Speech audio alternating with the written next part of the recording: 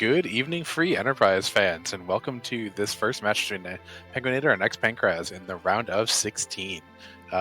It should be a barn burner of a series. Both are excellent racers, both sporting that Darkness Crystal Purple that Bakashinobi chose, as he was the person choosing this quadrant, and penguin8r has already defeated Baka. Gunner Pilot Spaz, how are you doing tonight? Oh, I'm doing fantastic, Antidale. I'm excited to watch some top class free enterprise here with penguin8r versus xPankraz here in the Darkness Crystal division. It looks like we might be getting some good music, as that's one of the three objectives that is not forge the legend, forge the Excalibur.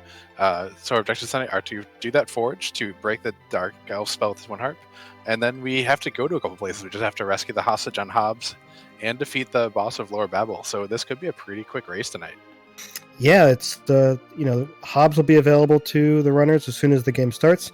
The bosses of Lower Babel are going to be as soon as we get underground access, which we're guaranteed to get on the overworld pretty quickly. So the only hang up might be getting that twin harp and having DJ Spoony B play us some tunes. Yeah, and who knows where that hang up could be. We could have some rude boss in the Leviathan spot. That's always a perennial favorite for something that is awful that the runners might have to do. That's a very difficult spot to do without a significant grind. So if maybe that holds the Darkness Crystal and the last pieces of Forge and the Twin Harp are both on the moon, that'd be pretty neat. It would. It definitely would. But I think before we continue, I think a friend of ours has spent a lot of channel points to get you to say something there, Antidale. Oh, I was just going to wait for a really opportune time during the stream, but I guess we can lead off. PK4787 requesting a shout out. He doesn't actually need to request it. We always shout about it in our hearts. Hi PK, how you doing? How you doing tonight, PK? Enjoying sitting on the sidelines with the rest of us.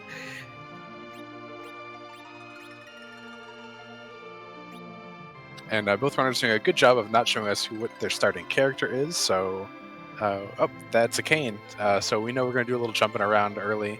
I always like to see if I can find a decent weapon for Kane. He's one of those characters that improves so much with good weapons. Instead, you can kind of get around the overworld with just the hammer. But Kane, you kind of want to find yourself like a Gundry Spear or even just a Blizzard Spear to get through. So maybe we'll see a little bit of extra looting from these two runners than we normally would. Yeah, certainly. I mean, you can get really lucky and pull that Gungnir Spear from the Watery Pass, but failing that, we might even see like a dive into Evelyn Castle just to do that extra looting on some of those higher tier locations. Because, like you said, without a decent weapon, Kane is not going to be doing too much work. Spear only gets you so far. But we do have our start kicked off. The runners are going. They are, of course, on a 15-minute delay like they always have. That's a Yang, which penguin8r might be happy to see just because he is a certified Yang master, but that's a Darkness Crystal right away. Yeah, that is a Darkness Crystal right away, which cements this pretty much as a Jet Seed. We only need to find that Twin Harp, get underground, and we are in go mode. Yeah, the amount of key items we need to find is possibly as few as 2, depending on where those are.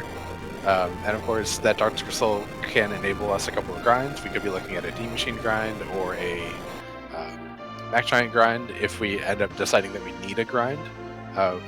Some runners of the community have figured out ways of defeating Zeromus with anyone who is at 1200 HP or more. And there are a few different variants of that, so we could see one of those too, depending on how fast the seed is. I know both runners are capable and know some of those variants. Looks like penguin8r is going to be hunting for the D-Mist really quickly, while Pankraz is not wasting any time in summoning the Lunar Whale. Nope, and penguin8r just finds a little bit of Plague there at the Mist Cave, resets very quickly out of it. Not a boss that you're really happy to see out of the pool, because Plague is pretty straightforwardly easy to beat. There's only a couple spots that you're really kind of worried about it. But it is just nice to know what's there and what's not. And that's a Flame Spear. That kind of gets Kane going a little bit. Yeah, so if you were Pankraz starting off with this Darkness Crystal, are you just trying to route in that Moon character check really early right now? I'm actually not sure. He could be looking for an Edge. Edge is a gated character. We saw a lot of him in group stages. We've seen much less of him here in table, possibly mostly because he's behind a gate, but also because the weapons aren't as good in the table stage and these flags. So this might be just, I think it is indeed that quick character check you were suggesting, Gunna Pilot Spaz, and maybe a little bit extra loot up in like the Leviathan or the Cave Valley, Bahamut Cave, because the loot on the moon is a little bit better. Sometimes I don't always like doing that without an exit or tele, but it could be something that we see xPankraz go ahead and do. Penguin8r pulling from behind the waterfall a dancing dagger and a tiara, both of those items that I would want to slap on a weaker mage character, and to help me take on some of these early bosses here on the overworld. Dancing dagger is really nice. Palom will probably be using that before getting those tier 2 spells. That was a Porum on the Lunar Dais. With that tiara that we know that could be available, Porum would be a little bit more interesting in the early game. Pankraz here checking the free characters here in Mysidia. Probably nobody that he's going to take, just with a Yang and a Dark Knight Cecil. Yeah, having extra Yangs is very interesting, and there's a Sid that we find on top of Damsian, so we got a lot of fighters and just the twins for people who can twiddle the fingers and cast some magic.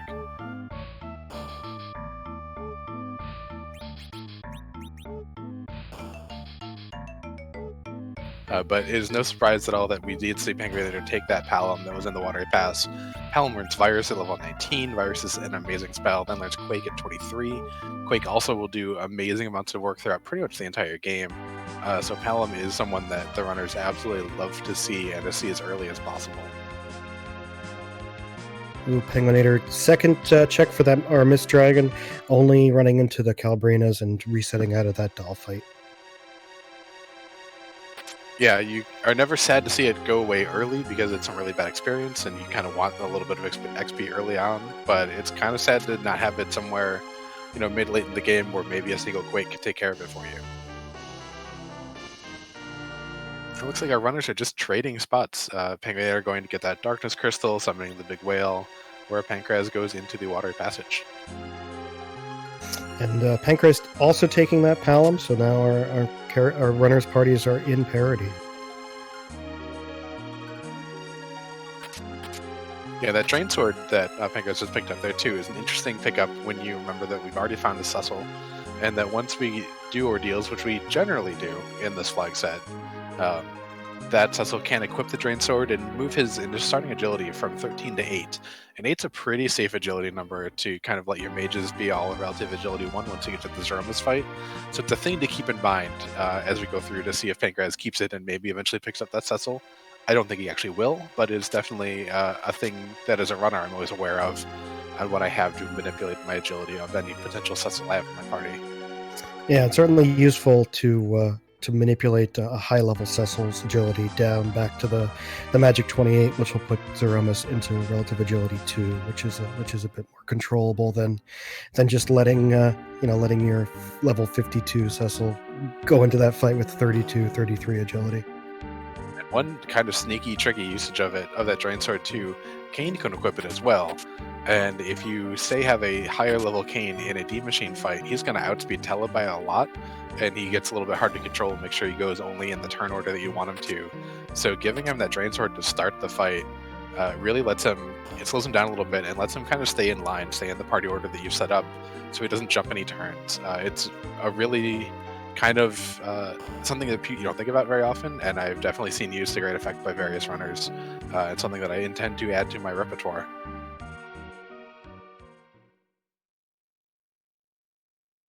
All right, so we're going to see Penguin8r also take a trip to the moon here.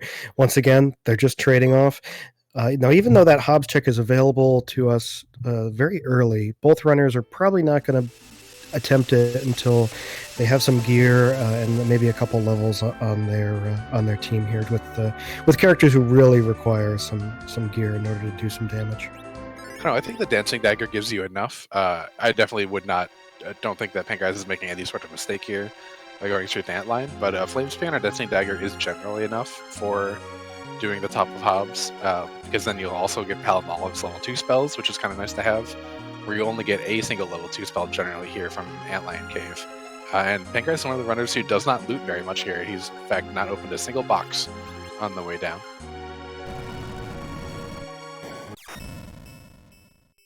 We gotta take a first look at one of our bosses, and it is an Octomom here in the Antlion Cave. Yeah, Octomom, not terribly scary here. Gonna get some flame casts from that flame spear, being able to then make sure the Keen's in the back row, doesn't take any extra damage, and still does damage to Octomom. This might even be over with that Dancing Dagger cast. Yeah, I think one more, and we should be through this. It's not even going to give Octomom an opportunity to slow down too much here in this fight. Just too much damage. That Dancing Dagger is so huge early. It's something that I know vanilla speedrunners have known for a long time. That's a really good item, and there's a pass. Yeah, with all of our objectives anchored on the overworld, having a pass will just make the seed that much faster. Assuming, of course, that we could find our twin harp somewhere early. Yeah, it does give you the ability to make a moon dive. penguin8r are doing a little bit of scouting there in Bahamut Cave, and seeing that there's a Yang sitting there on the Dragon God's throne. Definitely, that's not a great spot for Yang. He punches real hard there, and it's not a happy time. Because we are disincentivized from taking Cecil on these flags. Most of the time, Yang is going to be a nuisance and not a free boss in these table flags here. Yeah, absolutely not able to activate that script that at the cue of the second kick, if a Paladin Cecil swings at him, that he will say ouch and disappear. But without a Paladin Cecil, you just kind of got to whittle through all the damage yourself. Yeah, of course, if there is a scenario here where penguin8r does decide to take a Cecil, that information is going to help him just get a lot of experience really quickly. And Ogopogo up here is pretty much the one boss that this item set and party doesn't really want to deal with, because most of our damage had been coming from casting stuff, and we just have we are going to be jumping and maybe tossing a Starveil onto the kid, but probably just jumps all the way through. Yeah, hopefully some of those jumps are going to be able to dodge those waves, but those waves come fairly frequently with Ogopogo, and they do either 25 or 50% of the total HP just right off the top. So it's gonna be a rude fight no matter where Ogopogo's hiding. Yeah, but penguin8r has bluffed up a little bit. We might see a quick, after this Cure 2, a Lightning 2, because Ogopogo does counter Lightning magic with just a single target weak spell, rather than the multi-target party blaze that normally happens. But no, we just get a nice 2. That's because Paladin doesn't have anything else. That's sufficient. Yeah, it's one of those kind of cruel little things where after you fought Leviathan, who is weak to lightning, Ogopogo punishes you for trying to cast lightning on him.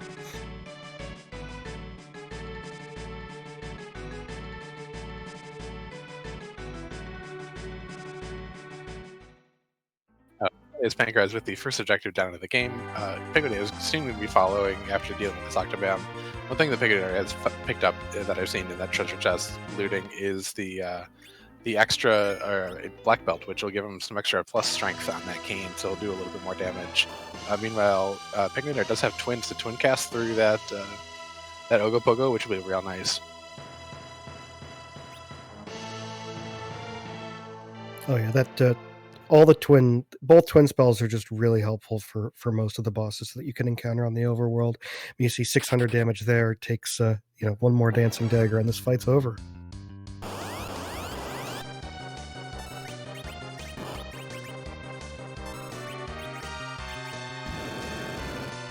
We find a bomb attacking Fabul.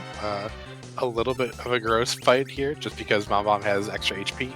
And you have to deal with the explode and all the little bomblets. It won't be too troublesome, though, I don't think. No, Jen. I mean, this is a low HP spot anyway. But so getting the extra HP bonus to Bomb here is unfortunate, but it's not like it doesn't turn a nasty fight into a harder fight. It turns kind of an easy fight into a slower fight. Yeah, and you're a little bit sad that you're missing out on some experience points because you won't get the full XP for the spot. Lots of runners did do Hobbs, and that's something that most people have been skipping throughout most of this tournament, unless there's a very interesting character there. They're actually going to be slightly ahead of XP for what we've seen in the tournament so far.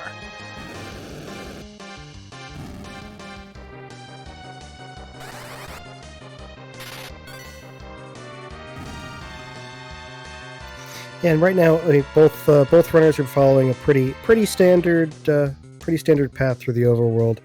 Again, our goal is to find that underground access, and all of these early overworld checks are going to hopefully get us there, or put us into some kind of chain that will eventually lead us to either the magma key or the hook. Yep, and we just get the ability to stop time there for Pankraz as football defense in Hourglass 3, which is a nice item to get. You can't actually even buy them in shops at all under this flag set. The only possibility would be to buy an Hourglass 2 in Kakol's shop. But it's a really nice item, but not a key item, so a little bit of a womp-womp here. Yeah, if we see like a Dark Imps or one of the Kaipo or Fabul or Baron guards in the Fey March are a rude place where they hit hard, that Hourglass is going to do us a lot of work, but it isn't underground access, unfortunately. Yeah, and PK in chat pointing out that does make the hairdryer's chest pretty straightforward. The hairdryer's chest is that one chest in the lunar passage where you get the two blue and 2 pink hairdryer shaped things, and it's worth about 50,000 experience points if you're able to do all the life glitches. So you get about 100,000 if you have 10 key items, and it can be a really nice boost to any of your experience curves here in the game. Yeah, especially this early, and especially since we've been seeing so many of the low-level strats in the top 16 here in the tournament. Yeah, that Rune Ring is a really nice pickup for Pankraz. That will definitely boost Palom's both defensiveness and gives him +2 his black magic stat, so that instantly gets equipped here.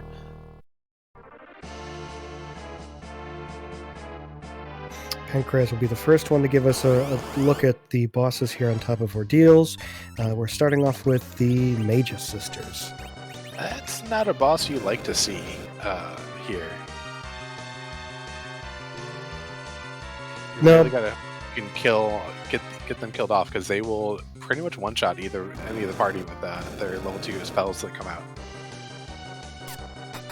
Yeah, I think 1 or 2 jumps in that dancing dagger on Cindy is probably going to make them pretty inert quickly.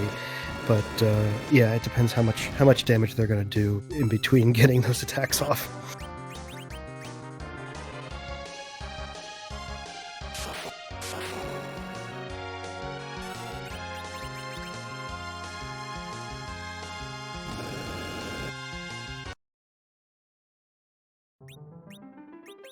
Actually, penguin8r having both twins is going to have a little bit of an advantage in this fight, especially with the twin magic able to get Comet off and do AoE damage to all 3 sisters at once. Yeah, that Comet's a little bit unreliable, but even just having the extra body helps a lot. And it looks like Pankraz might be hearing you and is going to pick up an extra character. Or maybe just going shopping.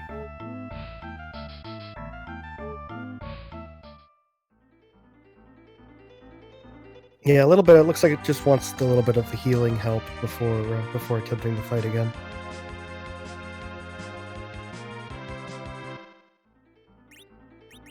All right, no, he's going to go check our final overworld check here in the Baron Inn, and we'll get a peek at the character hiding here as well.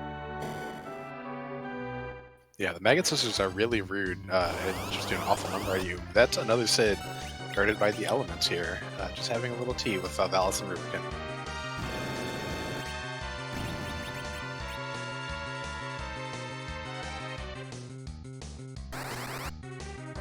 Not a bad place to find the elements, especially with a flame spear on your cane. No, and this is not a bad spot to find Bahamut either. We're just going to be tossing a little bit of damage and then maybe a Star Veil or 2 if we don't quite get to that 4,000 threshold here, but no actual threat in this fight. No, and one Star Veil is going to be able to do it, even if it's a slow HP spot, and Mega Nuke is pretty devastating even at this magic attack.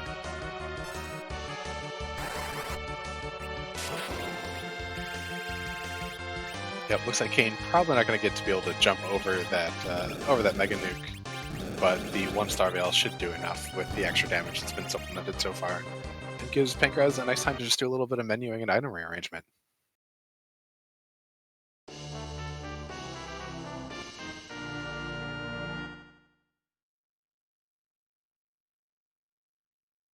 And looks like it's going to be a required ordeals today, as that's going to be our only path to advancement right here. We still can have that wonderful Threemus at Mega Sisters, but it is definitely more likely that we'll see something here on top of ordeals be either the way directly underground or starting that path there. But now you have invoked Threemus at Mega Sisters, so it will be Threemus at Mega Sisters. Yeah, and Mega Sisters 2, Runner 0 is just an exceptionally rude fight. That crystal ring that was picked up is actually going to be really helpful, or could be really helpful if thrown on Palom, and maybe FF4FE is a little bit of grinding to get up to Virus. That would probably make Palom faster than Kane and be able to get off a Virus cast on Sandy right away, so that wall never goes up, and then it's a pretty free and easy fight after that.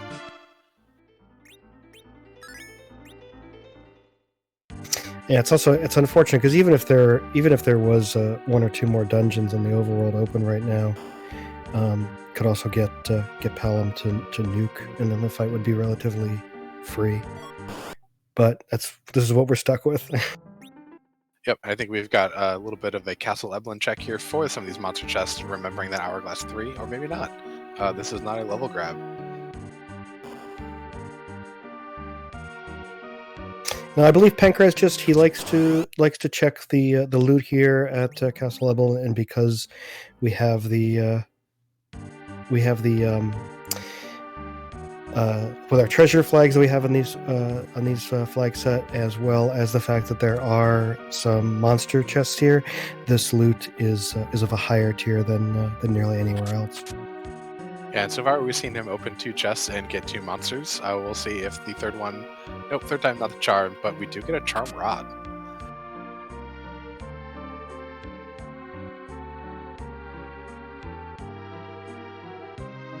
Charm Rod really good because it is +10 to the black magic stat, the second best boost to that out of rods. The only one better is the Stardust, and that's going to be real hard to find. So Charm Rod is good news.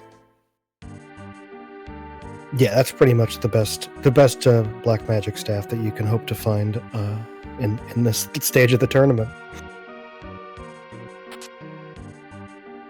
Yeah, I know. I had pretty much been resigned to +5s and saying that Lilith or Change are just good enough, but a Charm Rod's a nice little bonus.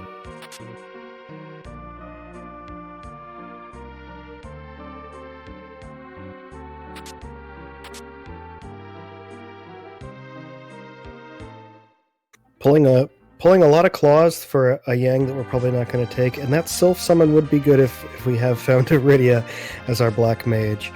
Sylph could do a lot of work early game with Iridia, but no Iridia is in sight, and we've already decided on our black mage here. So we'll be satisfied with our Charm Rod, and we'll see what FF4FE goes from here. Yeah, and with that tiara that we had, Iridia with the tiara and that Sylph Summon could absolutely go through those Mega Sisters like they were nothing, because the Sylph Summon goes straight through that wall. Oh, and looks like FF4FE is going to take the Yang and toss a Charm Claw and a Poison Claw on him, and hope to get through those Mega Sisters. I'd be a little surprised to see a Charm Claw, just because it lowers the accuracy. The Yang might be just an extra body and possibly an anchor, because he will be a little bit slower than Kane for sure.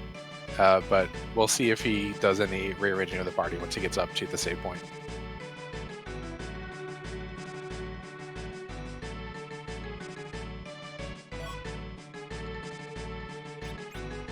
And of course, since FF4FE had decided to reset all the way back out to an earlier save, has to redo any looting, reject Sid here up on Ordeals, but not a huge time loss. Definitely better than walking back down from Ordeals.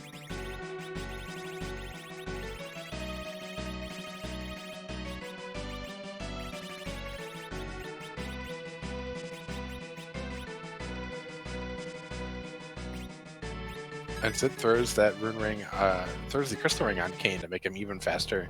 Also throws that Aegis shield on, which gives you mage defense. Doesn't give you any special defense, I think, against the magic, but the punches will hit Kane for even less. Yeah, not even bothering with the poison claw onto the Yang, so you must be right. Just another body to absorb some of that damage. I mean, since Yang's levels are based so much on what he does in terms of see, yeah, he's going to equip right here in the middle of the fight, and there goes the Poison Claw. But the little bit of strength boosted from getting that Poison Claw won't really appreciably help Yang's levels, or Yang's power here.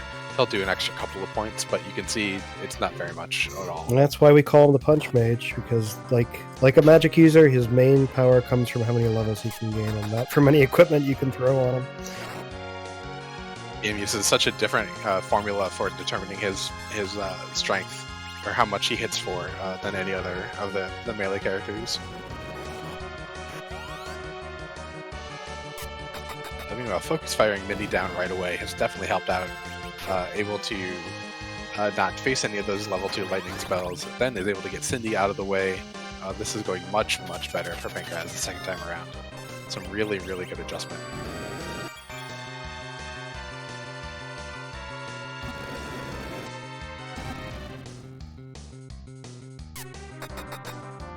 And I think you have to say you love to see it when the wall that Sandy had thrown on Cindy and thrown again also reflected the charm that tried to be put on Palom. It is wonderful when those spells backfire on the Mage's Sisters. My favorite, of course, Mage's Sisters script fail is when they cast a spell before even throwing the wall on Cindy. Yeah, when the agility gets just a little bit messed up, it happens. Especially most spots in the game have set agility, but some of the spots don't, and they have a little bit of a range. So stuff like the Baronade is a place where it can happen pretty frequently. Here we got a blue robe here in the back attack spot. Oh baby, oh baby. You as a runner, you hate to see it up here in the commentary booth. It's just more entertainment for us. Yeah, we got ourselves a zombie dance party attacking us from behind. It's a thriller for sure. That's right. They heard it was Halloween. They wanted to come out and enjoy it with us. But Kane is a seasoned veteran of the internet troll wars and is just throwing flame all over the place.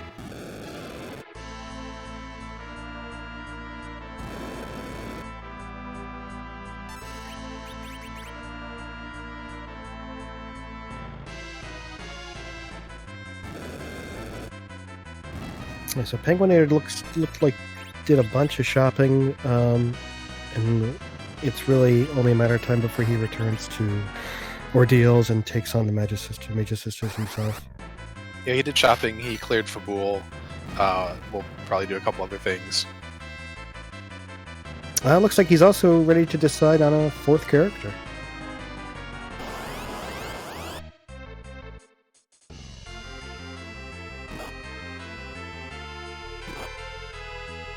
And possibly a 5th? Possibly a 5th. That's actually pretty rare to see a runner just pick up all 5 characters before the 25-minute mark, before any of those major kind of gated character checks are available. And not only that, but does pick up that Cecil. We have penguin8r has an absolutely set agility anchor in that Cecil. We'll probably be using that Drain Sword that I assume he also picked up from the Watery Pass, just like FF4FE did. Yeah, really interesting choice, and maybe kind of deciding this because of what objectives we have, and with the possibility that this seed, could put us in go mode very quickly. Yeah, definitely will be interesting once we get to that point of the broadcast to think Penguin8r's mind on why he decided both Sid and Cecil at this point. It feels a little early, but I'm sure he's got a very good plan. He's an excellent vanilla runner and a very excellent runner of this game as well. Is the current reigning champion of the Threemus Zone, having won Highway to Threemus Zone 2 last year. So there's definitely a plan here. We just aren't quite privy to it quite yet. Yeah, I know it's a surprising move, but I'm sure that there's a very good reason for it. That it's clear to him at the lower, from his perspective, but from all the way up here at the top down view, it's just things are a little obscured. Yeah. Meanwhile, the football gauntlet here, the alternate gauntlet, and the backtack spot has whittled Pankraz's party down to just Kane, but just Kane is going to do just fine.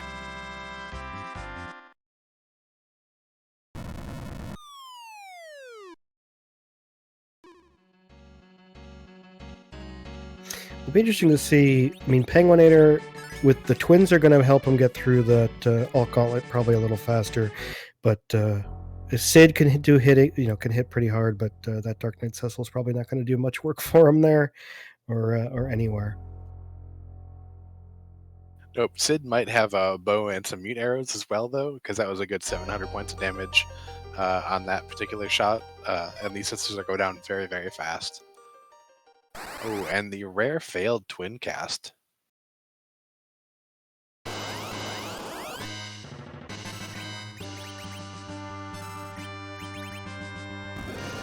So we now have our access to the underground, and we have a hook seed.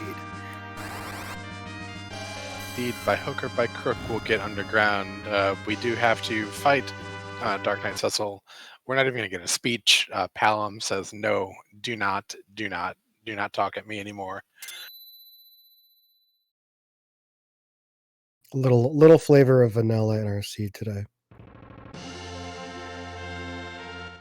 Yeah, we'll see if it's a dash or a whole rich vein of vanilla. But anyway, it is going to be delicious however it happens.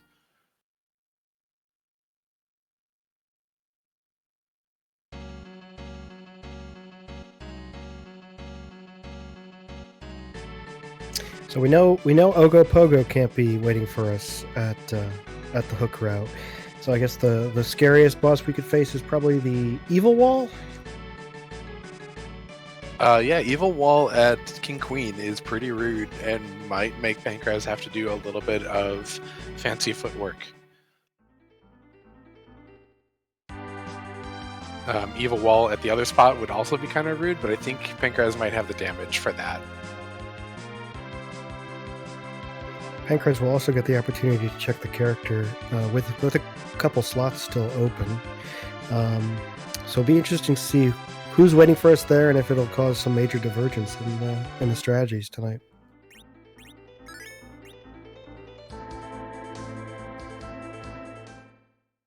And Groundflyer in chat asking if Penguin8r is going straight to Mech Giant when he gets the Paladin Cecil.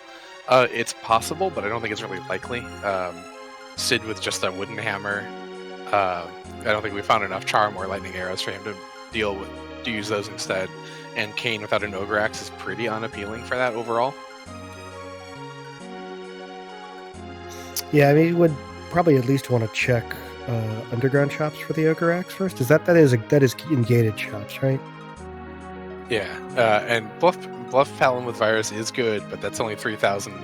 That means you're relying on Palom to do probably 2 viruses per cycle, which is really time intensive and also ether intensive to get through an entire grind. We do get a Lunar Sparkle though, and a Rydia. So we know that's probably not Wyvern unless there is a demist that has a Magma Key or a way to a Magma Key on the way. And Pankraz has just did that for a quick information thing and then is coming back to do some looting. We're probably actually going to do a little bit of shopping too. Because as you said before, this is the first place that we get a little bit better gear available in shops. Yeah, so it's going to be D-Lunars, Pale Dim, or Plague. Or, like we said, we could have maybe D-Mist at the King Queen for a Magma Key, or we could have that D-Mist and Magus Sisters too. Right, because if Wyvern is down here, technically Wyvern cannot gate our only access to the underground, at least not our logical access to the underground. So that would mean that there is a magma key hiding still somewhere on the overworld. Yep, if we see that Wyvern, we see Valvalis, or we see Golbez, they will not and cannot block the only access underground. You have to have a way underground that does not involve going through one of those 3 bosses in this flag set. I might petition to add Ogopogo and Evil Wall to that list, but I probably would be ignored.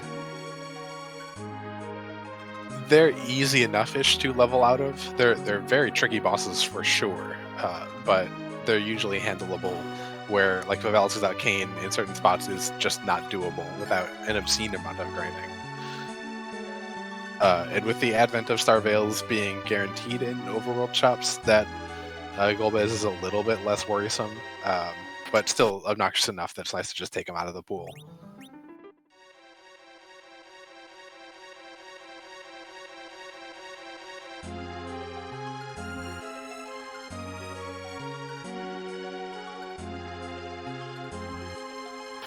It's like xPankraz is doing a little extra looting here. Maybe still looking for a better weapon for Kayn. Yeah, we did find some Blizzard Spears, which are nice, but not necessarily the dream. That Samurai Armor is going to give him a little bit of extra defense, so it might be just enough for xPankraz to just plow through.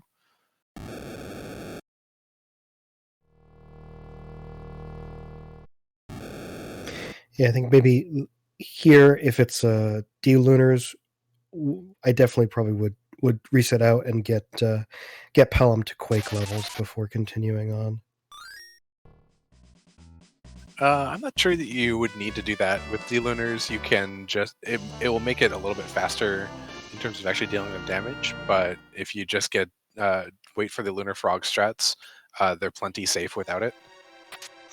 That's true, and with we should have plenty of Star Veils to wall up our party and just wait for those to execute. Yeah, and you do have a Kayn with a Flame Spear, and the Flame will do a little bit extra damage to them. So you can still get through it pretty relatively straightforwardly, even without Quake. Quake would definitely help, and looks like we are getting an Assassin Dagger and that Samurai Armor. That Kayn is ready to go and blow up some Mad Ogres, I think.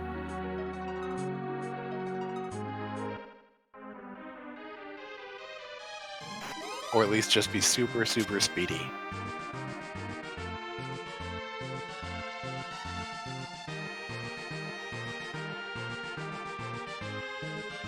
So penguin8r back row glitched Cecil before throwing the Drain Sword on him. That's a little interesting move. I mean, I always back row glitch just as a reflex. Right. And the Drain Sword is totally an agility manipulation thing, and he is going to the moon. He could be making use of that Hourglass 3, and in chat pointing out that our Morpheus, in fact, in chat saying Hourglass 3 and Hairdryers to prep for Mac Giant is a good play. Definitely an interesting play, but here we are going to Cave Bahamut.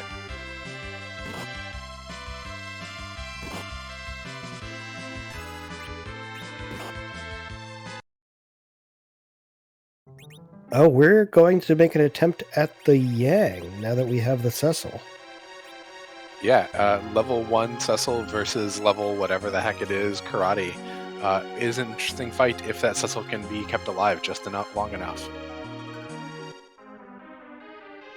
Yeah, as we alluded to earlier, the Yang does have a script in place that if you have a Cecil in your party and he swings his sword, then he will be defeated after the second kick.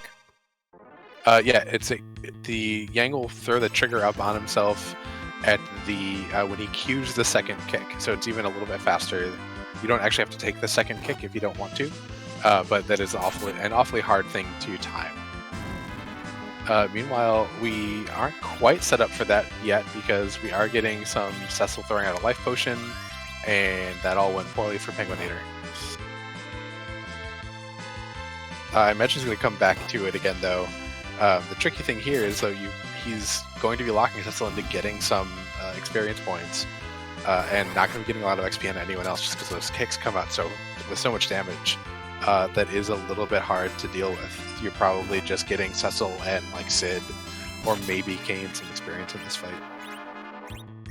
Now, over on Pankraz's screen, we are seeing like exactly how quickly that Kane can get through these Mad Ogres using that Assassin Dagger. Already 2 of them down, and that that swoon is just super powerful. Yeah, when we kind of figured out and unlocked the timing of these procs, so that pretty much when an enemy takes their turn is the right time to attack them with like Medusa arrows or an Assassin Dagger, because that gives you the best chance for the swoon to go. You can time it a little bit differently sometimes too, but you're definitely able to get through all the HP here much more quickly than you might otherwise.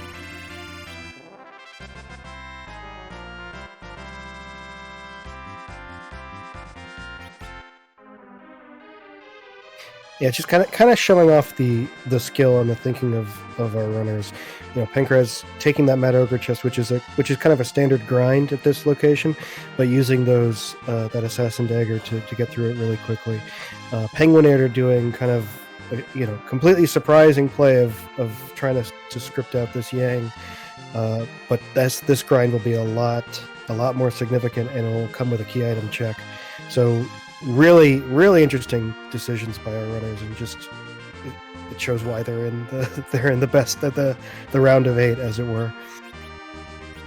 Yeah, I'm definitely fascinated by penguin8r doing this. It's a heck of a play, and I'm really uncertain why he's doing things with Cecil that are not just waiting.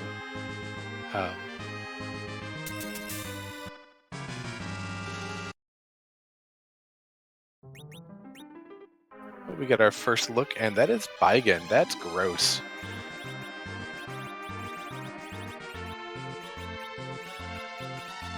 Yeah, Baigen in a lot of locations is can be super rude. Honestly, it's another boss that I would really want Quake for, but we'll see how Pankraz decides to take him on. I would be very tempted to grind up to Quake since I have no white mage. There's only about 6,000 HP here, so you might be able to get away with a bluff and a direct virus cast or 2. Still, this is not fun.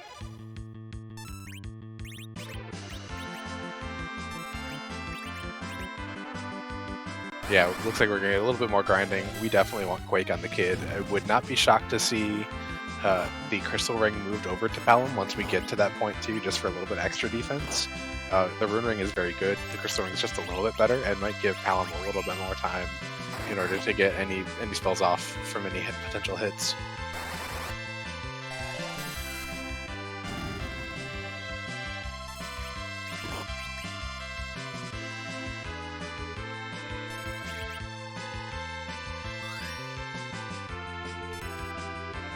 Yeah, I mean, penguin8r got the hook, but he did not take the time to even peek to see who is at the Rubicante spot. So I think this strategy right here might be why he decided to take Cecil in the first place.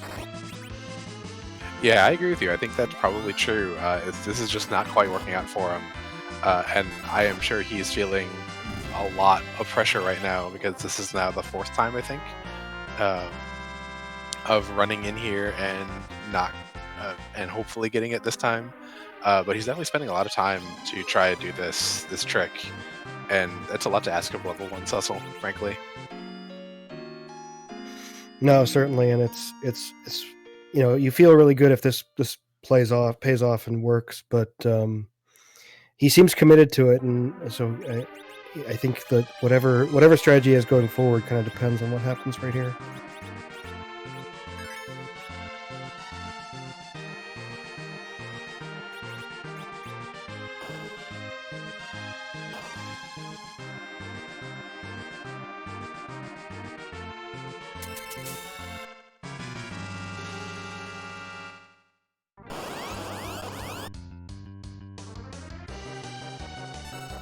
Actually, if Cecil does survive this, it would also give him a slingshot at this point, wouldn't it? Yes, Cecil will definitely be getting a slingshot if he survives. I am still very confused why he is trying to get any experience on anyone other than someone who's just going to happen to be alive, just because this spot is going to kill pretty much anyone. Like, he's, I guess, got to be hoping that... okay, so everyone lived through that kick, hoping probably that this sword attack hits Sid here. Okay, so penguin8r is through Yang. He is through, very good. Cecil gets a whole boatload of levels. That's level 20 successful. All of a sudden, Palom gets a bunch of levels too. Is up to Quake, which is a nice bonus. So he'll have a little bit easier time with that Baigen, generally. But at the same... Hey, go ahead. No, I was gonna say at the same. He's getting Quake at the same time that Pankraz, or actually later than Pankraz got Quake, just by doing random encounters in Upper Babel. So I'm not sure if it was worth it. Tier 3 pretty much makes it not worth it in hindsight, but we'll see what penguin8r does next. He is going back to Lil and sleeping. We'll see if he does anything else that is super spicy. Yeah, I mean, but if it's we are at game 1 of 3 right now. So if that did turn out to be the a part of the Legend Sword or the Twin Harp, it would have paid off huge. So with 2 matches and left potentially, there's room to take some risks here. Yeah, absolutely, and penguin8r is definitely a good enough runner to be able to feel comfortable enough to throw a game away on a risk. Like, that was something that he absolutely wins if that pays off, but now he's a decent bit behind, but not that far overall. These D-Lunars aren't going to be super fast for Pankraz either, and penguin8r probably does not bother with the Mad Ogre chest with that XP boost he got from doing Cave Bahamut. No, and D-Lunars would be affected if Cecil had a decent sword at this point. But right now, with just a Drain Sword, I didn't see any other Cecil equipment in penguin8r's inventory. He's probably going to be relying on Quake to get through these D-Lunars. It's just not going to be fast for either runner particularly. So, and he might just toss that Cure 3 that he found right on him.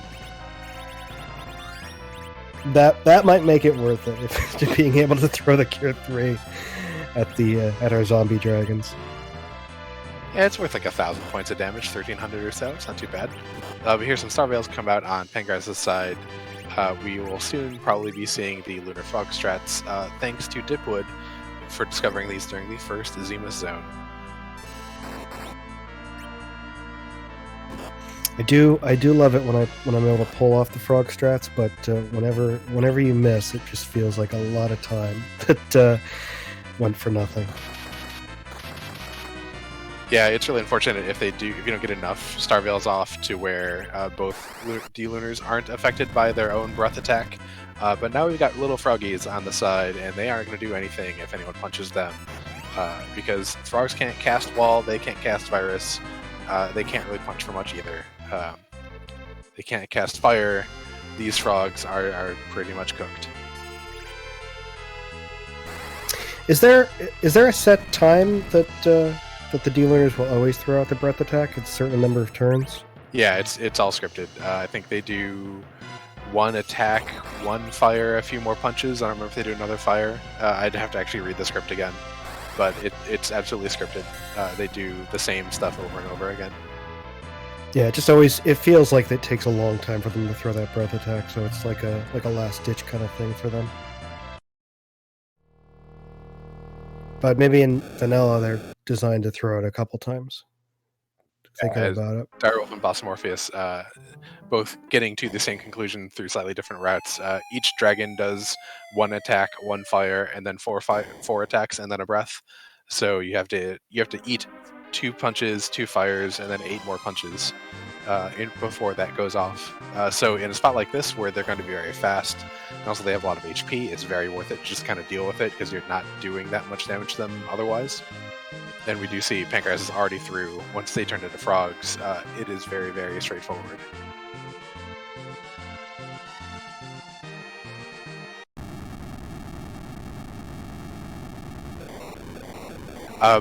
Pepita in chat asking if D-Lunar's breath is the same as Mobile's breath. I don't recall exactly, but it might be.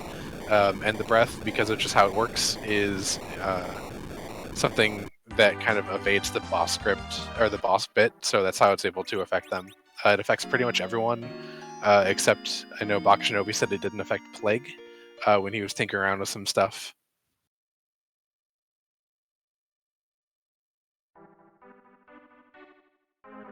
And that's because Plague is actually immune to some of the status effects that are in that breath, so that's why it wouldn't work on Plague. And meanwhile, Penguin8r is just going straight up to the top of Lower Bevel, which I believe was a CPU.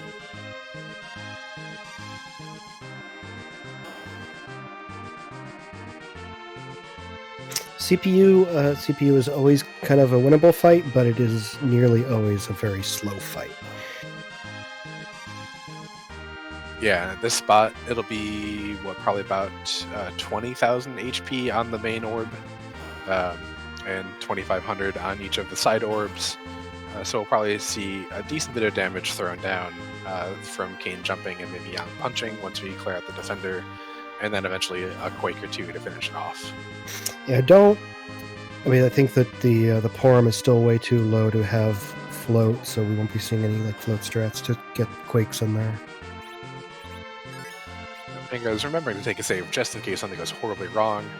You don't want to have to redo any of this, or even redo that walk up. Yeah, Penguin8r doesn't even have Porum. Rydia is still level 1, taking a nice long nap throughout the seed.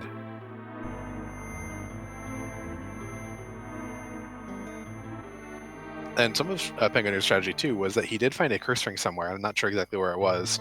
So even though Cecil has all those levels with the curse ring and with the drain sword that we know is there, he's going to be good on agility until level a pretty significantly decent level. Because you do have a total of minus 20 to Cecil's agility between those two things. I think it's level 45 or so is the time when he finally climbs out of a really good agility number to just kind of mediocre ones. Yeah, 45 he'll be at 28, and then at 53 he's at 33. So be able to control his agility pretty significantly for most of the seed. You have the -5 off of a weapon and the cursed ring. It really gives you a lot of flexibility with where you have your Cecil's damage and level, and can get up to some pretty significant numbers before you really worry about it. I really like Penguin8r's boldness of just running into the Sparkle fight, not even taking the safety save, and we'll see how he decides to get through it.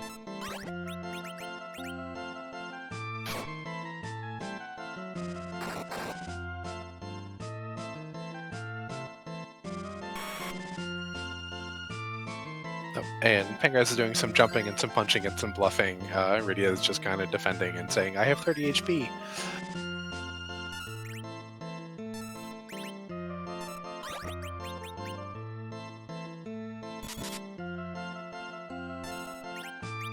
Cool Schnapps, if you're talking about especially the names on both sides, they probably turned on the silly name option, which is something in the randomizer, and there are it kind of takes the first letter and changes it with some different things, then we'll occasionally add a different ending character as well.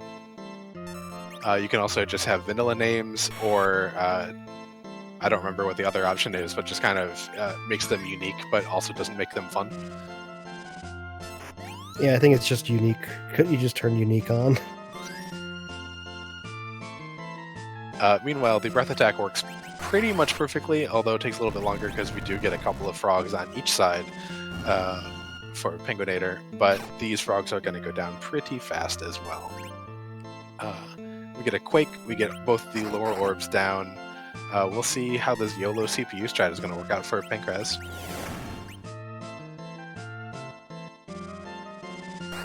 Yeah, there's over 20,000 HP here at the top of tower, so hopefully Penguin8r can get through it before that recover orb comes back up. Otherwise, the recover orb is going to be doing some work for our friend CPU here. Yeah, Rydia is by far the best target to have eaten that Globe 189 too, because she does come back up at a reasonable amount of hit points because we only do percentage-based attacks against from the attacker orb. So she won't be going down quite too soon, except that Yang is going to make her nap again.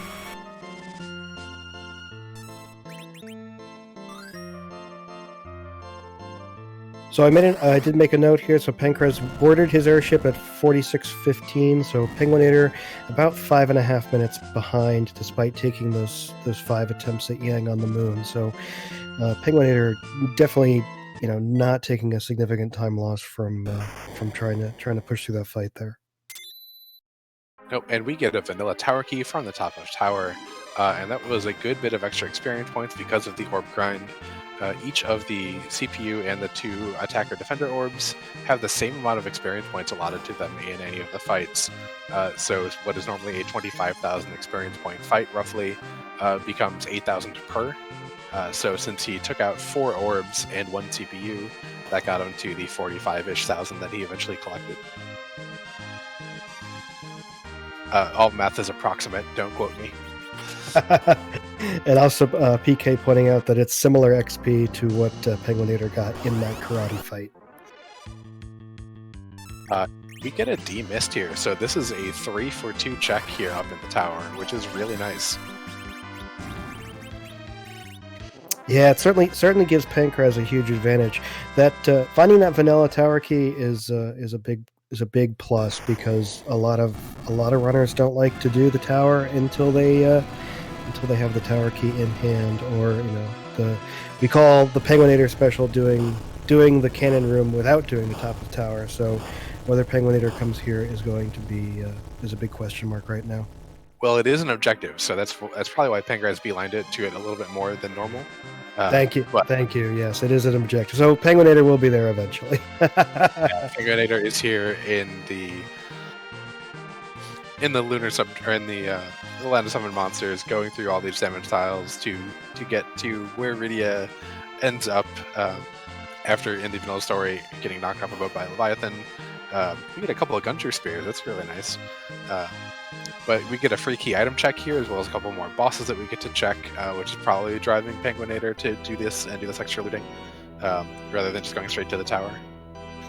Yeah, certainly. We wanna check our free key item, and we do have that hourglass that we can take advantage of if there are any bosses that don't have the boss pit down here.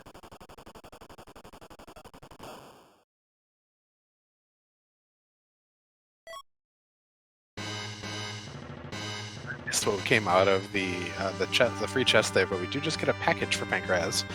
So the tower is full of items that you can go to Mist and do something else with. Yeah, penguin8r picked up a Santa Ruby in the Flame March. Not something he's terribly fond of seeing, I'm sure, because he already has that full party. We are on permajoin, so he's not changing his party at all. So it's a key item.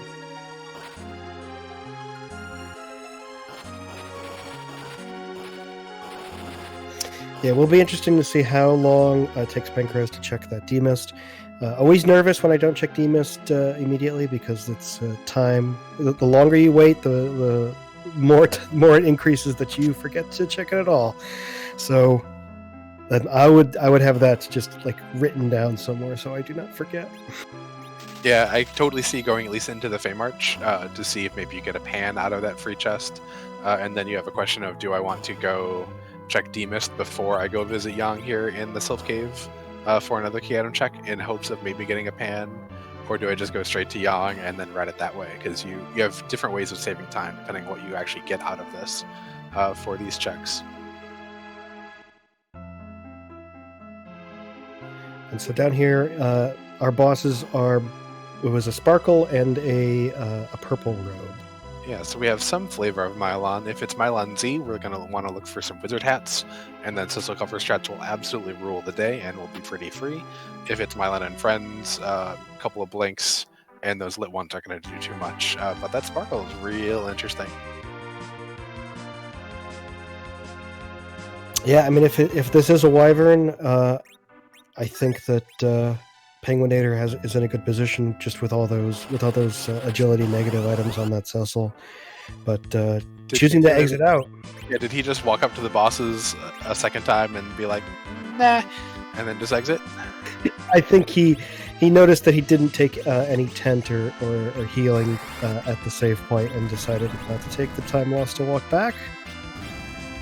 That is very fair. Meanwhile, we get a trap chest here, but we get a Quack Kid quacking very fast, and those mobiles do go away another 20,000 XP for Pankraz, and possibly a really good item.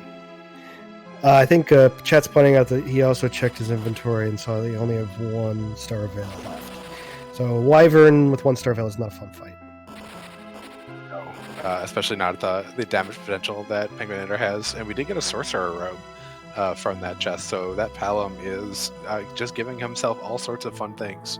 I think we see also a dwarf axe and an elven bow there in that weapon shop, plus an ogre axe on top of it. So stacked shop in Tomarat in it today.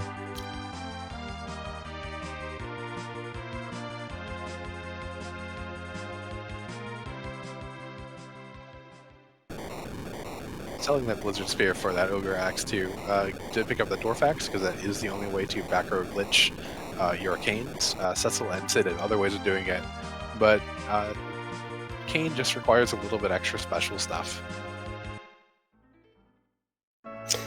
Picking up the Ogre Axe does increase the chance that the Mac Giant grind might be in play at some point. Oh yeah, I think doing Mech Giants, that if there is a grind for penguin8r, was 100% in the cards as soon as he filled out the party the way he did. Well, I don't hate getting that spear, but I don't want it particularly because it's not my go mode. Also, probably would have preferred it before we fought those D-lunars. True fact, indeed.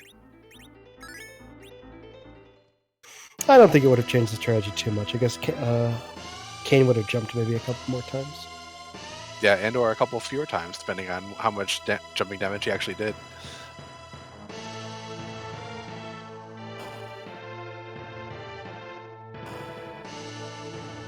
Posmorpheus, I don't know if we've seen anyone go into Hypo or at least check the bed, so I don't think we know yet. I think xPankraz might be looking more just for the progression required before thinking about the party too hard.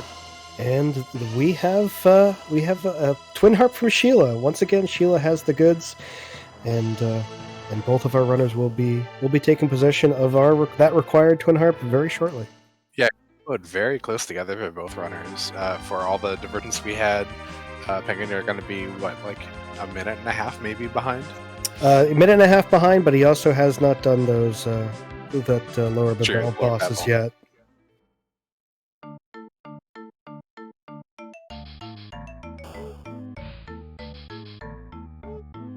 It looks like Pankraz is ready to make his final party decisions before going and doing Cave Magnus.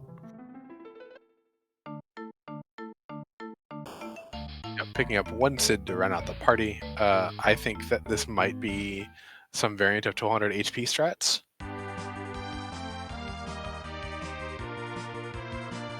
The main reason I'm thinking that is because we do still have the Hourglass, and we have a decent amount of hit points on the entire team overall, and there is not a whole lot of reason to go grind. A grind is going to be very, very slow without 10 key items and without being able to do a D machine grind. So we're going to sell off some stuff. We're going to find some other items so that we can do some of these 1200 HP strats. So we'll talk a little bit more in detail if we indeed are going to see them. Yeah, they certainly have kind of been dominating our bracket stage here. So I would not be surprised if both of our runners right now are considering it. Yeah, that was a purchase of a bunch of Star Veils and then those antidotes. That is absolutely what Pankraz's thought process is right now.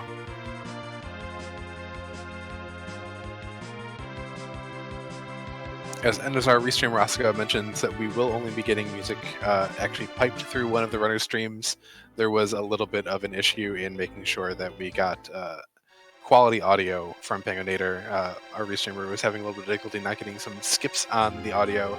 So in order to make sure that you don't have a bad viewing experience, we're just going to be piping it through Pankraz's stream. Ooh, I think Pankraz knows where those vampires are. I'm not sure if penguin8r managed to check the shop because he was in a much greater hurry through Cave Emblem. Yeah, I know penguin8r did at least go to the weapon shop. I don't remember if he peeked into the item shop or not. Chat is confirming the Pengu also saw the vampire. So okay, so they're both going to have the optimal 1200 strats going in.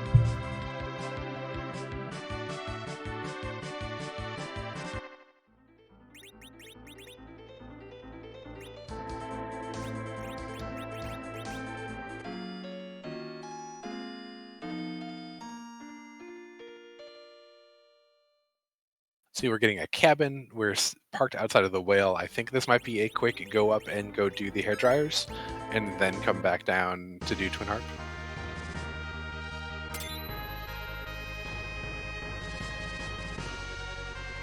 It does hurt to watch the bard play and not be able to hear it, but sometimes tech doesn't agree with us.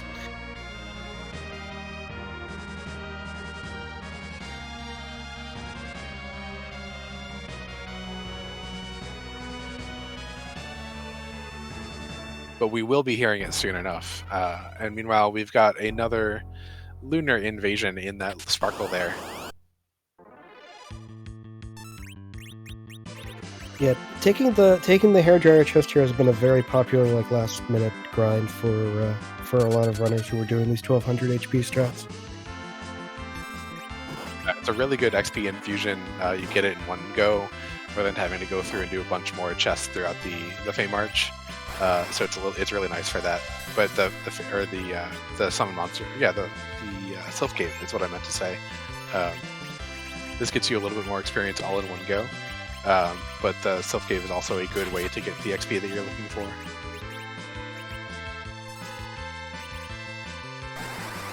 And Ultra Professional in chat giving us a little bit of a John Denver variant here. So sing along in chat if you'd like, since we aren't getting the music from penguin8r side. So I think xPankraz deciding that he wasn't doing enough damage just with the fight command, and instead of life glitching and taking forever, just deciding to throw a quake and get through those hair dryers as quick as possible.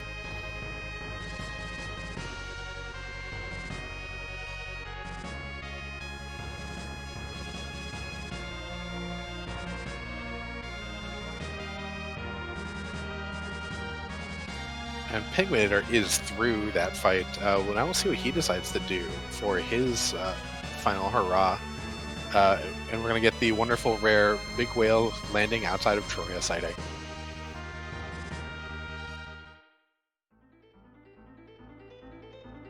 Yeah, if xPankraz is ready for the Z fight, has 3 or more characters at 1200 HP. As soon as he gets this harp check done, he'll just open that pass door and will be ready. Yeah, meanwhile, penguin8r is now going to do his lore babble as our runners kind of trade their last objective spots. We'll see who comes out a little bit ahead, because it's not going to be super fast for Pankraz or penguin8r on either of these checks, just because of the inherent nature of them. They're still pretty much neck and neck.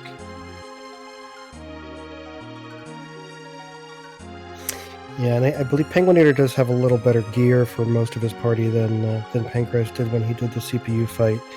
So I think penguin8r will be through it a little faster here, but probably not by a huge margin. Yeah, penguin8r does have a long walk back down the top of the tower. Pankraz won't have exit like penguin8r did to get out of the Cave Magnus. penguin8r also won't have to won't be tempted at all to do that tower key check. So we'll save a little bit of time there, but penguin8r will have to fly back up to outside of Troya if he's going to go straight into Z. There's still a lot up in the air here.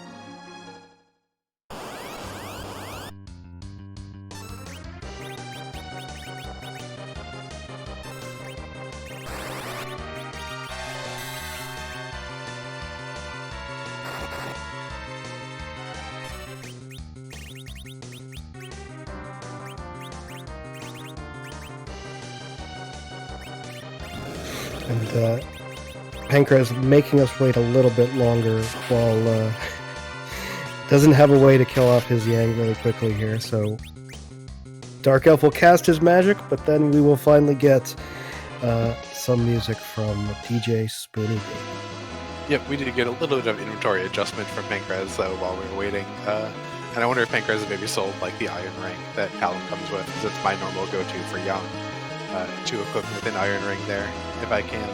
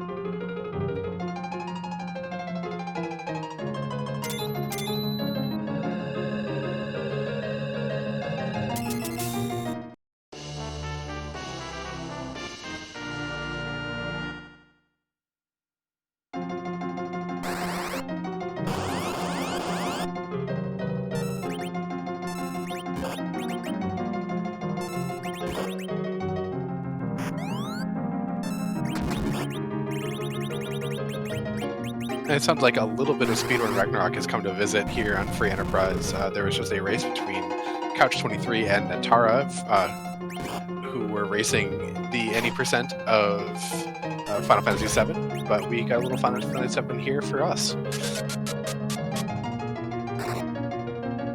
I will never be upset by a little bit of Final Fantasy VII visiting in my Final Fantasy IV.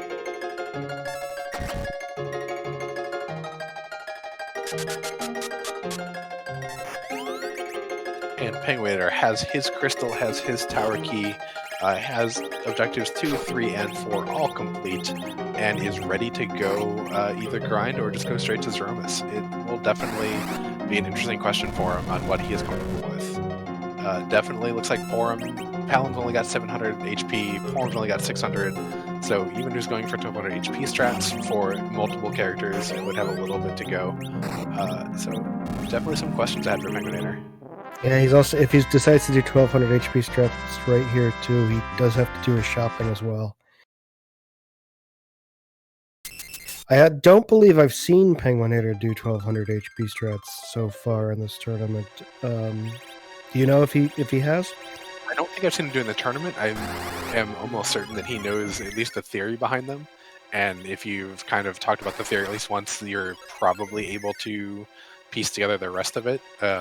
In practice, you might not be as practiced as Zilch is in knowing some of the nuances. I've seen Zilch do some really neat things that I was like, as he was doing them, I was asking questions, and then approximately 30 seconds later, I'm like, that's why you threw that life potion right then, because you knew that character was going to die, and you wanted to bring him up before like the black holes hit or whatever, so you could Starveil on his first turn after coming back to life when the black hole was coming out.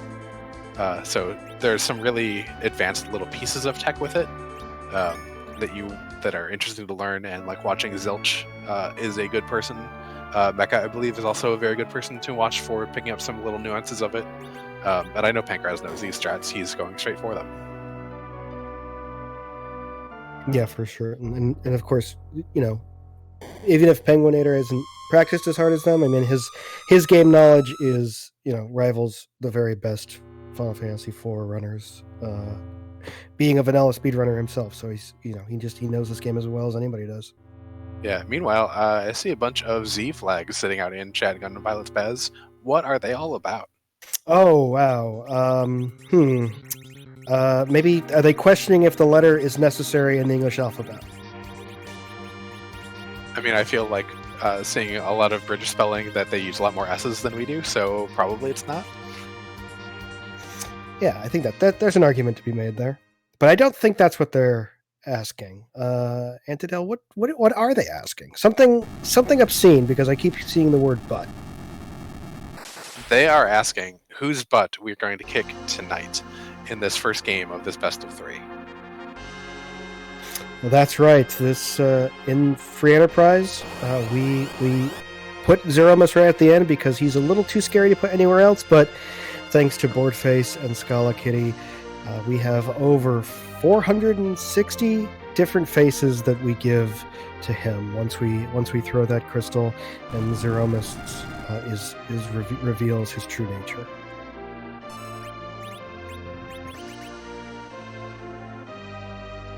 His nature is hatred. But some of the sprites can be happy, though. That's true. Maybe a happy sort of hatred.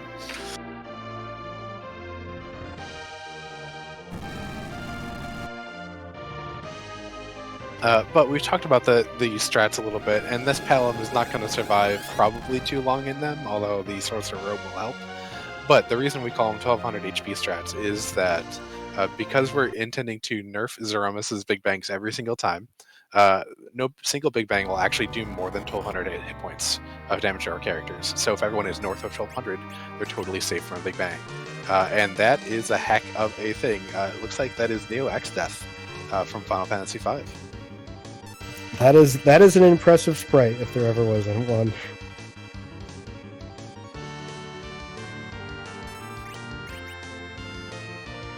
But we'll see a lot of Star Veils come out, and then we'll see the heavy use of those vampires to both inflict a little bit of damage, but also to draw a counter nuke. That counter nuke will make Zeromus set his overall spell power at a specific level, which is approximately half of what it normally would be when he does a Big Bang.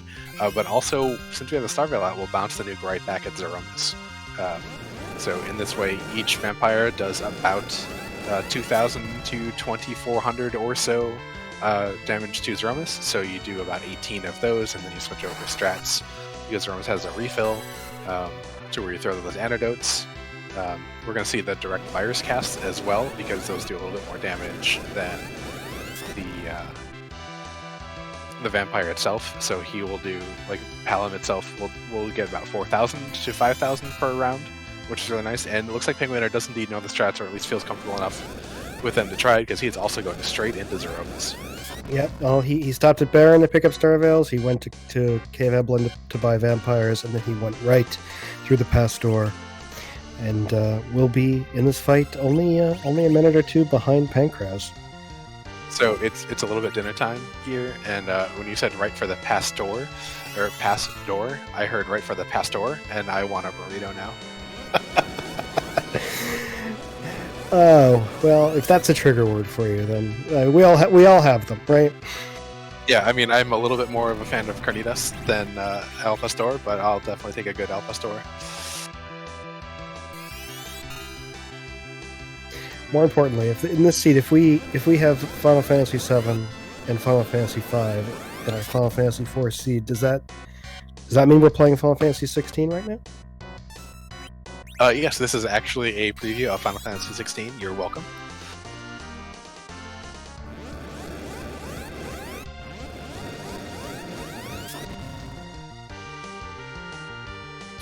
These particular strats usually go for about 10 to 12 minutes, depending. Sometimes a little bit longer, but they are faster than Eddie strats alone.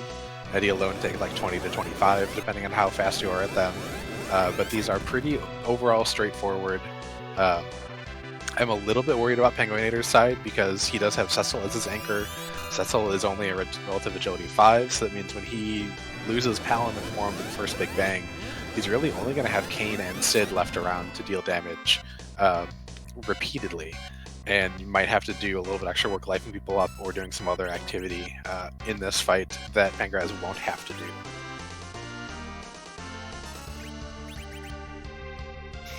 And we want to be careful how much extra damage we do outside of those reflected nukes, because it's after the 45,000 HP point that a direct attack will trigger that refill. So it's also really keeping track of exactly where you are at all times during this fight. Yeah, you don't want to. It's not a death sentence in terms of actually the user must fight to trigger that refill, because you also have a secondary point where you have to do direct damage for actually nuke for the meteors to start coming out, but you don't want to have to redo all of that damage you just did. It's really not fun. So we will see both runners switch to just using antidotes or the crystal or some other non-damaging attack against Zeromus in order to finish out the rest of the fight.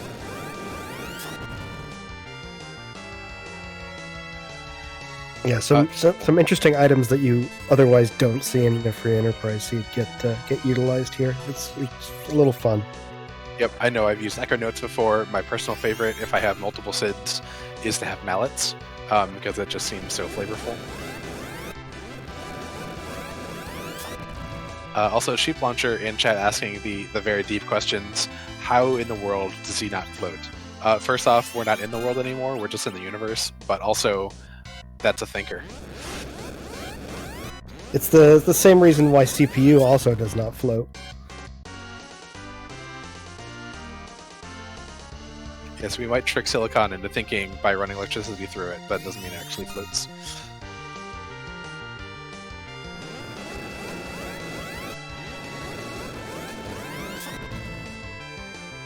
Indeed, Brian the Saint, CPU is not a floating flying enemy, so that means Quake works and spears and arrows do not do extra damage to it. CPU just bounces. That's a good one. That's a good one to think about. And also, if you're not aware, Mylon Zed does indeed float. He is a flying creature. That is why Quake can't work against him, because he's flying, not because he actually has some anti-Earth special property. He's just flying. It's what we call a lazy man's anti-Earth property. Yeah, and Stokes in chat asking if runners are counting ticks for the Star Veils. They actually don't have to. The Star Veils will last long enough in order for the black hole to come out to wipe them away. If you're casting a wall spell, you'd probably be worried about it a little bit more, even with how fast they're inputting commands. But a Star Veil itself will last long enough, so you're not actually worried about it. I think the only times I'm really worried about a Star Veil falling off is in a long Bahamut fight or something like that.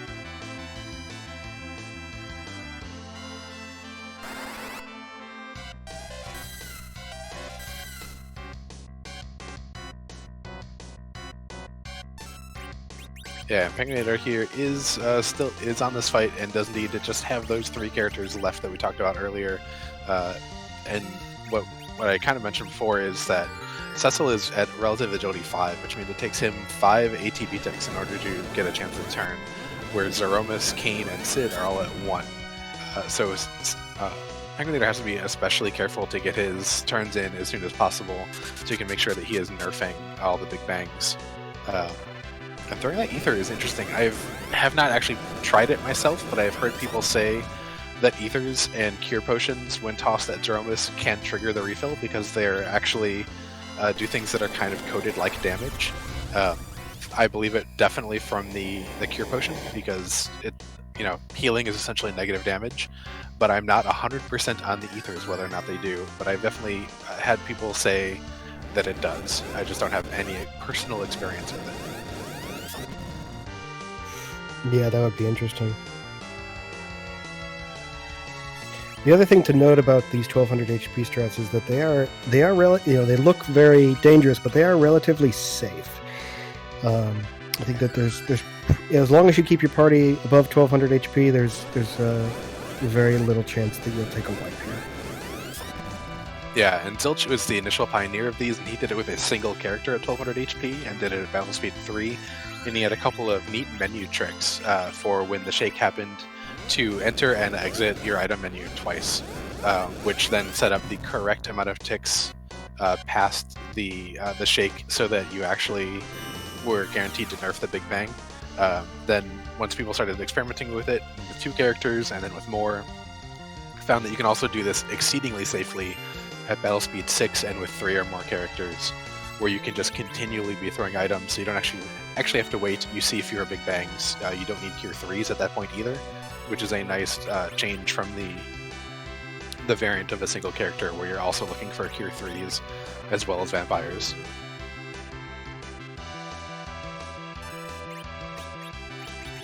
I think Pankraz is entering about the 9-minute mark here, so he should be finishing up this fight very soon. Yeah, we see him bouncing the vampire off of Sid. Sid probably has a veil up, and so that's both for a little bit of healing and to not trigger the refill, because again, it's reflected damage, so it won't actually make Zeromus refill his HP pool. And then once we get a bounced vampire or two from both Kane and Palom, we might see the antidotes come back out to get the nukes back happening.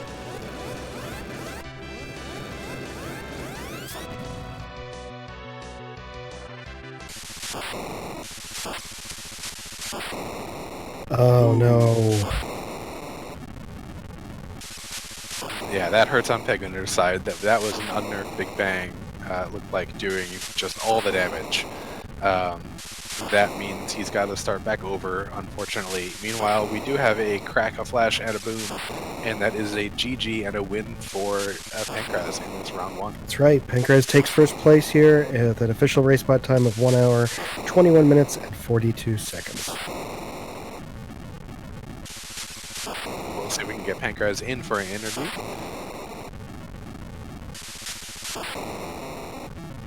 And I believe we are joined by Pankraz. GG's. Thank you very much.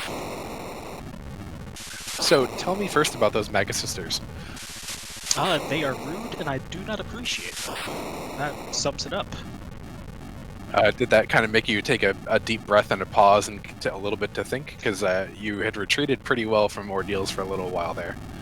Yeah, definitely. I figured that with just the 2 people that I have, I'm not getting through this fight anytime soon.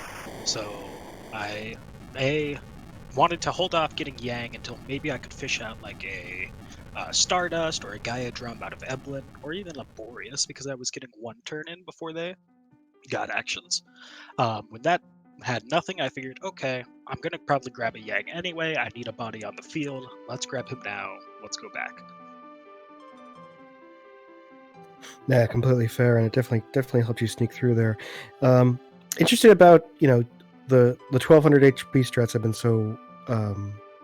been so popular in the this bracket stage. But at what point during a seed like this do you decide that that's the route you're going to take?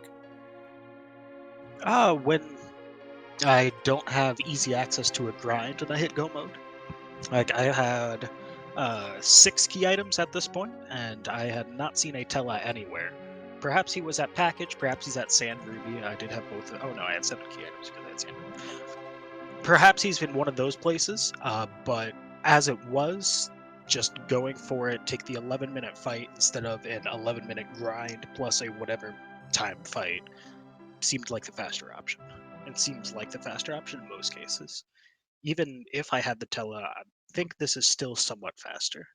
And if I had to do Mac Giants, it definitely is. And you'd said that you were already thinking that you were going to be taking the Yang anyway. Was that something based on just the speed of the objectives that it seemed you were likely to be doing these strategies from just seeing the objective set? More so the character options that I've had or had found so far.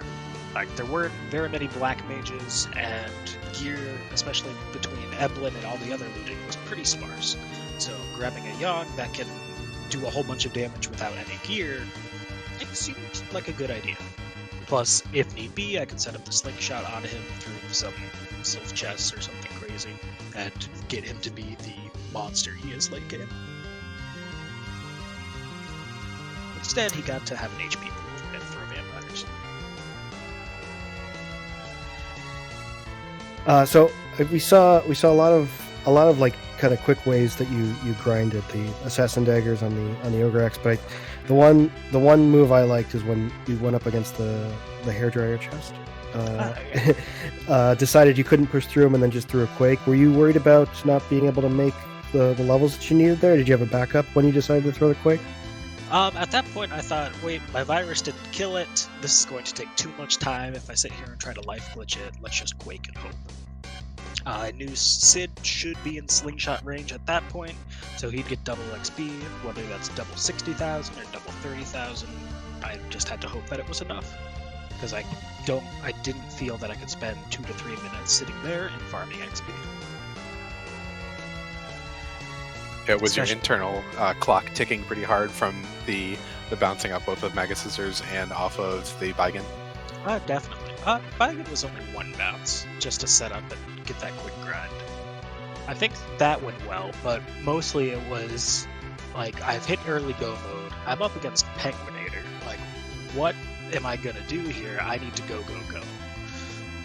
and so I go. Yeah, and being up against Penguin8r, I'm sure you're feeling a little better being one game up here in your best of 3. Do you have any specific strategies that you employed because it's Penguin8r, or are you just kind of just trying to play the seed as you normally would? It's the latter for the most part. I know, like, when I'm thinking about it during the day, I'm panicking because all of the accolades and the what's the word I'm looking for? Prestige of the Penguin8r name starts to hit me. But then, I'm laying down at night, I look at the race bot, and we have like an even record going into this, surprisingly to me. So I know that I can win. It's just a matter of I have to be able to show up on that day. Going forward, I just got to keep playing well and hope that works out. Yeah, well, very much worked out for you today, and I think that pretty much anyone who is left in this top 16 is just going to come down to routing against them and their opponent. There's not a lot of daylight between anyone here at this point. Penguin8r might have more overall racing experience, but you definitely have tons of knowledge of the game and definitely are super up to speed on all of the current tricks and stuff of the trade.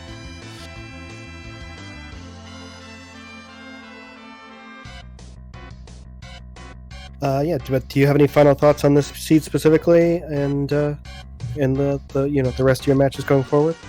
Not particularly. It was an interesting seed and had a whole bunch of fun key items in that overworld. And I'm like big GGs to Penguin8r, and I'm really looking forward to the next race. Hopefully it doesn't, or it's, what's the word I'm looking for? I keep saying that. Hopefully that he can bring it back, but also hopefully I can secure the series and continue on in the tournament. Till then, thank all of you guys on the Restream team, Antidale and GPS. I look forward to listening to the commentary. Thank you, Oscar, for the seed, and thank you, Ground, for the tracking. And thank you for putting on a wonderful display of free enterprise prowess tonight, xPankraz. It was very good watching you, and good luck in your next couple of matches, and we'll see just how it all goes for both you and Penguin8r. Thank you very much. I'm sure I'll need it. Till then, you all have a good rest of the night. Take care. And that was Pankraz, winner of tonight's race, and going up 1-0 in the best of 3 against Penguin8r. Meanwhile, Penguin8r is on the Z fight a second time. Hopefully goes a little bit better for him overall, now that he's kind of seen what is happening.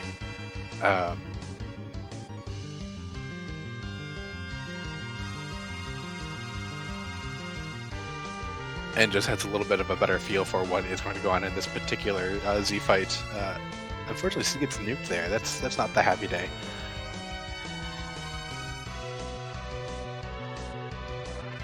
That's right. So the winner of this match, this best of 3, will take on the championship of this Darkness Crystal division, and they will be facing the person who wins the Spoon division, which is either Dusty Griff or Aizen Tayama. The first match that they played was earlier this evening, so I won't spoil it, but it definitely was a really good one as well. Yeah, I think there's going to be no bad matches here in this round of 16.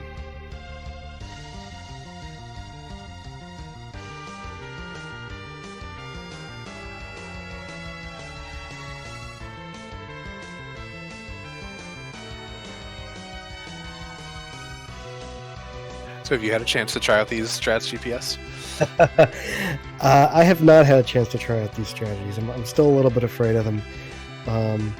But after watching everyone in the top 16, I did definitely realize Eddie strats and 1200 HP strats are probably going to play major roles in Free Enterprise going forward. So, between the tournaments, it's time to start practicing them.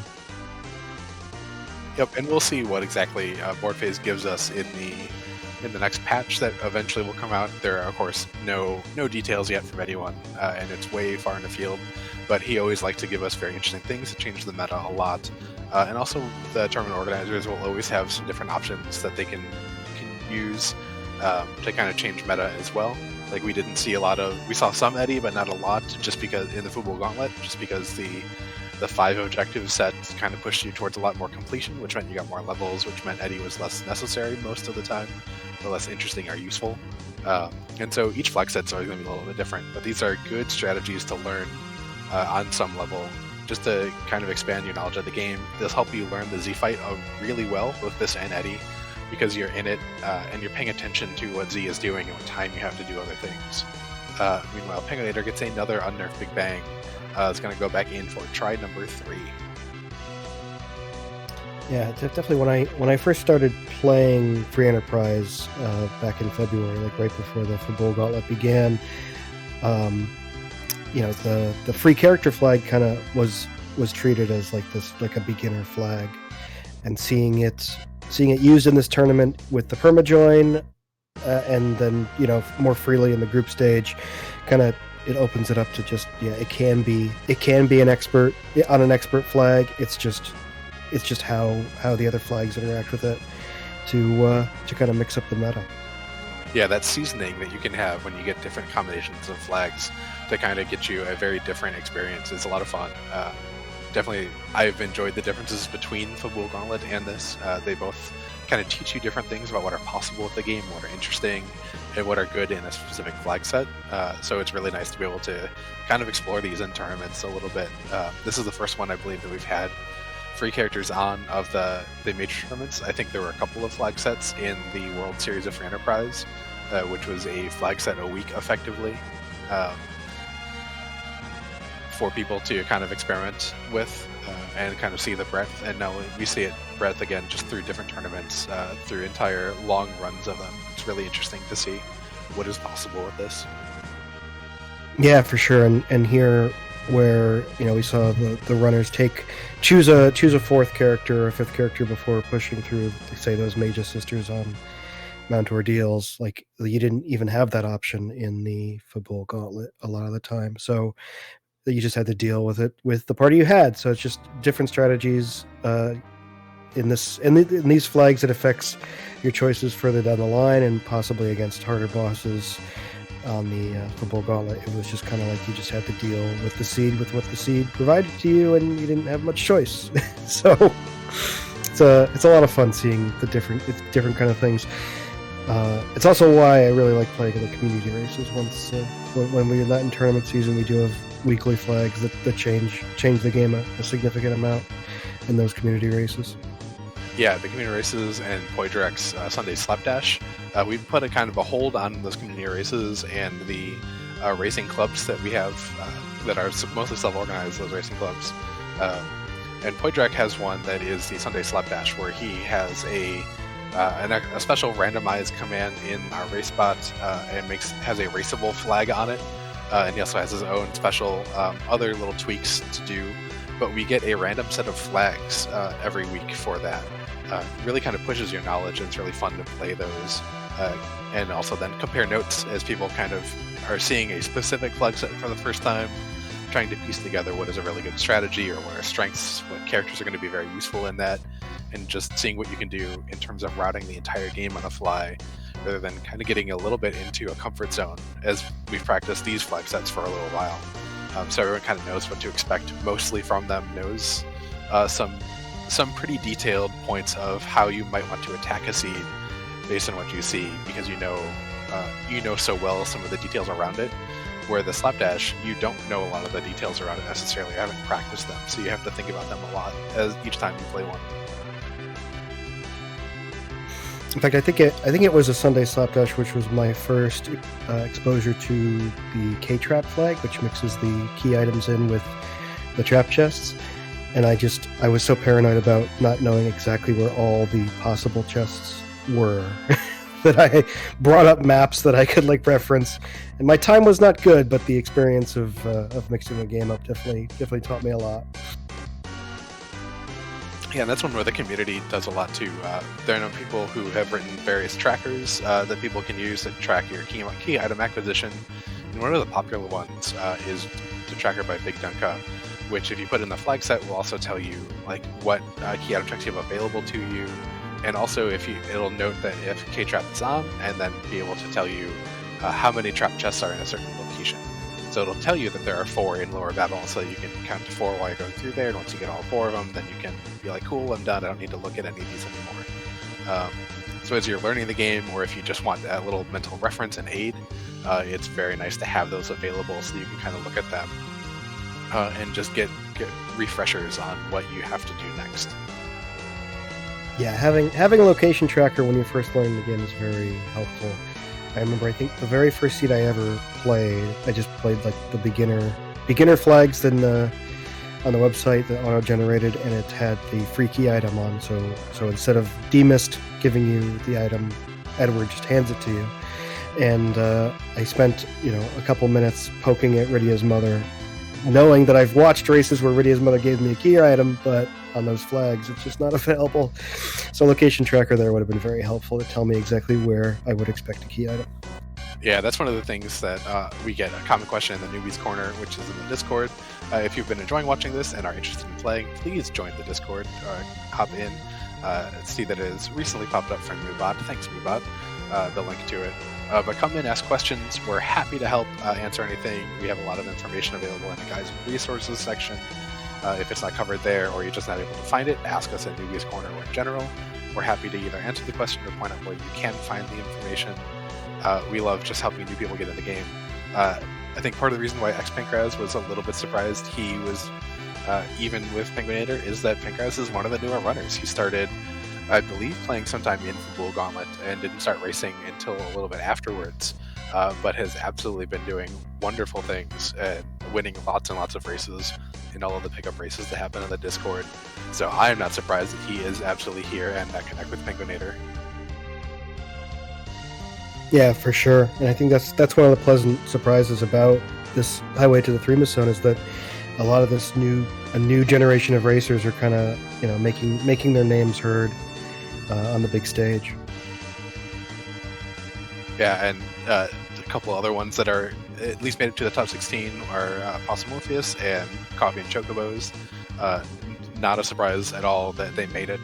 It's more of a surprise sometimes of someone who wasn't able to make it into rounds you might expect it, just because there are more good people than there are places in these later stages of the tournament.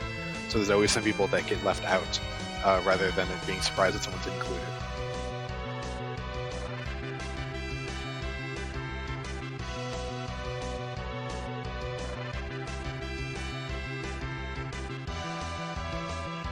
But it looks like penguin8r is still doing a good job on this third attempt.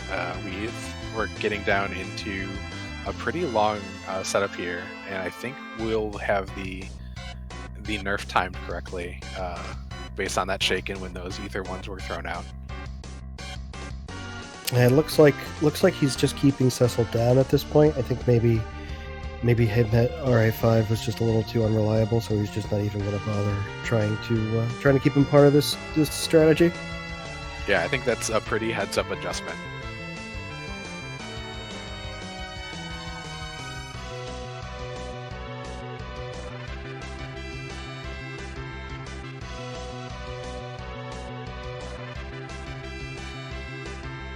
It also would be interesting if that using that ether to trigger the nuke is also kind of screwing up, like you said. If that ether is tipping it and causing the refill, that could explain why penguin8r is having a little bit of trouble here. Yeah, well, definitely hasn't tipped at this point yet, because we know that virus only comes out when we're in phase 1. Otherwise, that changes to a nuke. So we're still definitely in phase 1. Have not tipped into the refill. So it's entirely probable that ethers don't tip, or we're just not there in terms of damage yet. Like I said, it's nothing I had actually practiced or seen totally confirmed. I think it was more of a theoretical, it might do it.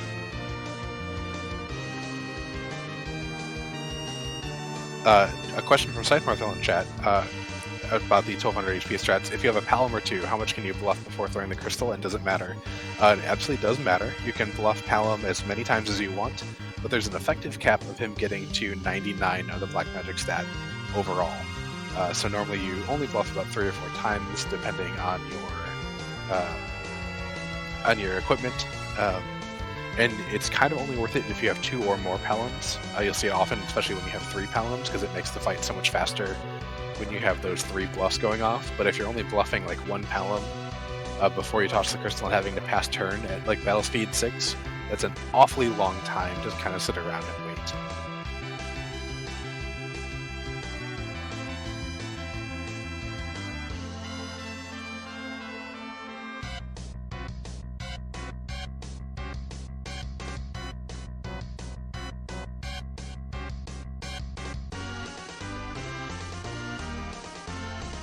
But it can definitely help speed up the overall Z fight, especially once you get into actually dealing damage. It goes much faster at that point if you have a couple of fully buffed Palums on your side.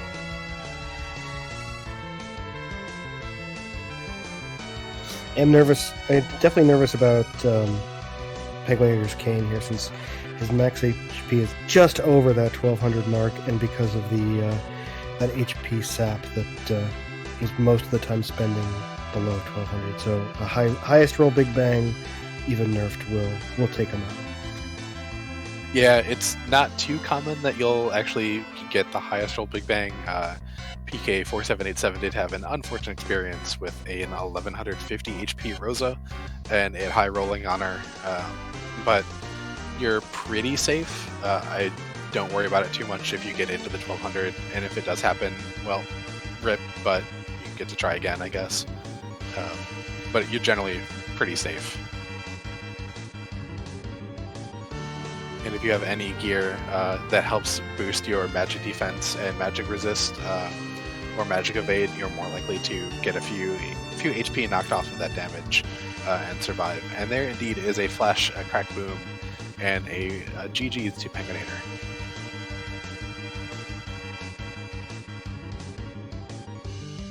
Yeah, unfortunately having a little trouble here, but looks like he cobbled together the 1200 at the very end, and he eventually pulled it off. So very, very good at the end here. And we are joined by penguin8r. GG's. Thank you. So that dive into the Cape Bahamut early and seeing a Yang there, the karate fight, is that what drove you to pick up Cecil? Mostly, yeah. Also, the sisters on our deals, I felt like I was pretty behind, having tried them for a bit. Probably not as far behind as I thought. And I just kind of figured I'm not going to waste any more time on these. Just over-prepare, fully, fill out my party. So just have an extra body there, just in case he needs to tank. And then I knew I could then transition into the Yang. I was not expecting the Yang to take 5 tries or whatever it was. Of course, hoping for getting some kind of value, Magma Key or a Twin Harp maybe. But at least it would give me experience. I was hoping to get Quake on Palom, which I think I did eventually get. But I just both wasn't quite lucky enough the first few tries in terms of the targeting. And also, my cure setups were not quite right initially. It's kind of rare, but with like the Dark Knight fight or the karate, where you're really just trying to tank through enough damage to the point where you can win the fight, you do have to cure in particular patterns to maximize your survivability. Yeah, we noticed that you had kind of shifted around the party order a couple times as you were trying stuff, and that you theoretically had it the first time, but were lifing people up with Cecil. And I guess that was then for the experience gain that you're looking at out of that. Is that correct? Yeah, was hoping to get the experience on Palom. After 1 or 2 tries, I figured, okay, if I can just get through, I'll be happy. But managed to get the life on Palom, I think, at the end. Yeah, you definitely did. Did that affect your routing them throughout the rest of the seed in terms of feeling behind, maybe from taking that long on that Yang fight? So I definitely felt behind. I think it would have affected my routing if Go Mode didn't come out as quickly. I was planning, and why I bought the Earth and Ogre was I was planning to grind and then probably go to the moon. But then I almost even skipped the Silk Chest, but fortunately I did check that, so I didn't get completely lost. And then I saw that I had Go Mode right away, so then there weren't too many options. I just took what I thought would be the fastest path forward, probably would have been had I gotten Zeromus the first time. You spent a couple moments hesitating in front of that sparkle in the Fame Arch. Is that a fight you were considering and then decided to leave, or what was going on there? Yeah, so I knew it was Wyvern, or I think Pilden was the other one left, and it did turn out to be Wyvern. But then so I was going to do it, then I realized I only had one Star Veil.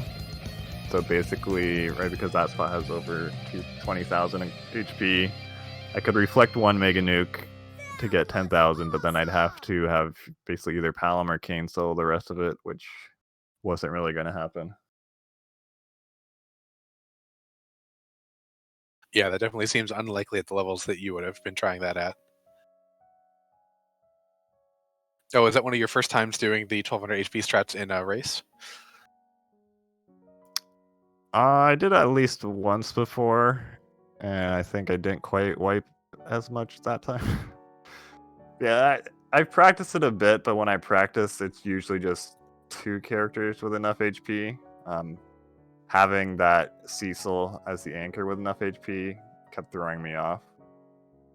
Yeah, he's just slower, and if his turn's popping up, it actually slows down the other 2. So I think going forward, I'll just kill him off early if I have that anchor. Yeah, GPS had noticed during the fight that you had left him down, and that last one that was successful. So that was a good heads-up adjustment on your part.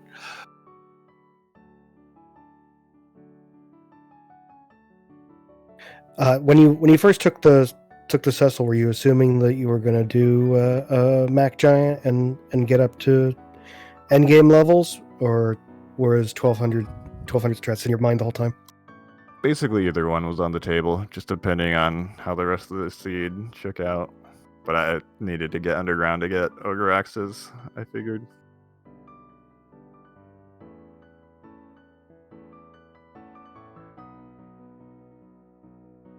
Well, with coming through in second place on this race, do you think you'll have any adjustments to make for match 2? I might practice that Zeromus fight a little bit more.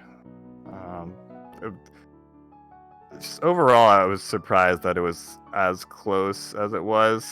Of course, accepting the Zeromus fight, if I had finished the first time, I would have been, I think, 2 or 3 minutes behind PenkRaz. And given how much time I spent on the karate fight, I was expecting to be further behind. So I think, for the most part, other than those things, I think I played things fairly well. I'll review it, of course, and see if there's any small adjustments to make. But I feel pretty good going forward for the next match, considering.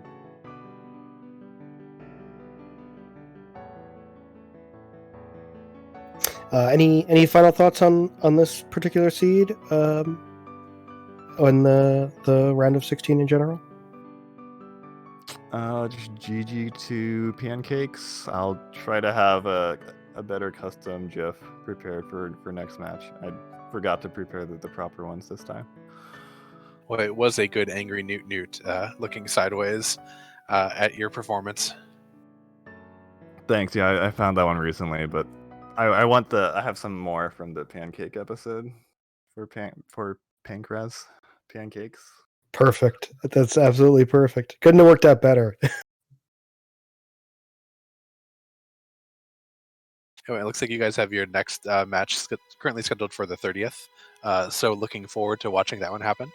And again, GG's tonight, and excited to just watch you guys finish out this series. Thanks.